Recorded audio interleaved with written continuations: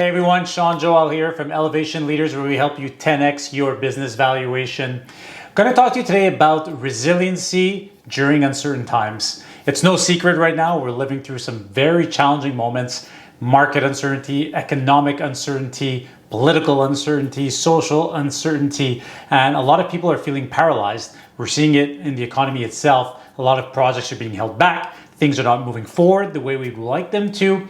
And it is very challenging for us as human beings to deal with all of this. It really gets to us emotionally and is a very difficult time for us to really have that focus and have the right mindset.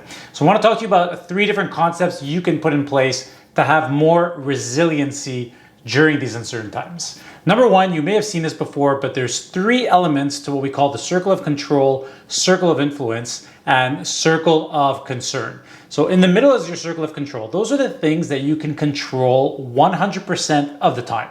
Okay? Things like your attitude, things like your outlook, your perspective, things like your family, your friends, who you surround yourself with. These are things you can have a direct control over. Things like looking at social media, looking at the news. You have control over these things, and those can allow you to get into that right mindset that you're looking for to have more resilience as you go along the way. The second circle in this process is what we call the circle of influence. Those are the things that you can actually go and influence directly.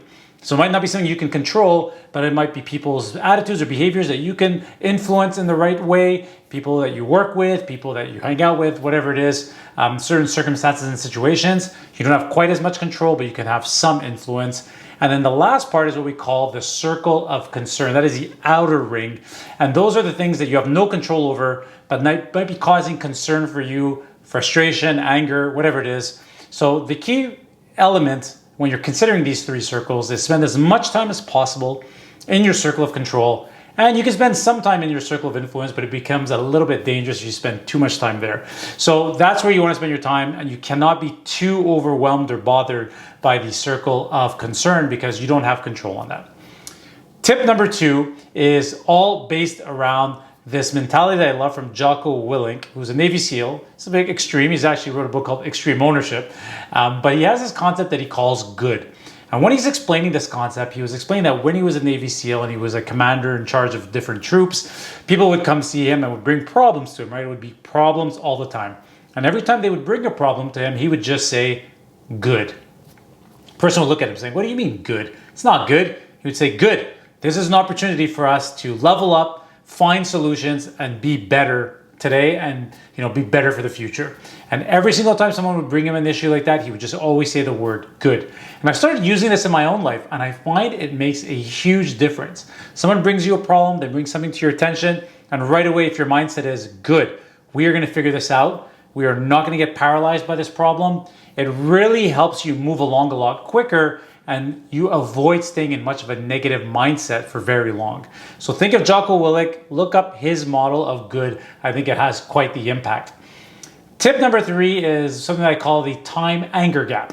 This is the amount of time you stay angry when something actually happens. Now you see, one thing we have to understand as human beings is that there are emotions that come up, and we cannot control the fact that the emotion comes up. Okay, that is a chemical response to something happening. You could have that fight or flight mode, which is the sympathetic nervous system. No matter how you look at it, the emotion will come up. But how you react to that emotion, what you do with it thereafter, makes an absolute huge difference. So this concept of the time anger gap is telling yourself, how long will it take you once this moment of frustration, the situation that angers you comes up? How long will it take you to reduce that so that you come back to your normal state? Some people take days, weeks, months. Why not make it hours? Why not make it minutes? Why not even make it seconds? Because you get to control how quickly you can get back to normal and moving on with your life. So just think of that time anger gap the next time something happens that really frustrates you, and ask yourself the question.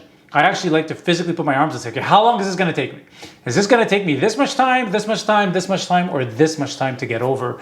And if you can get over things much, much quicker, that will build a lot of resilience.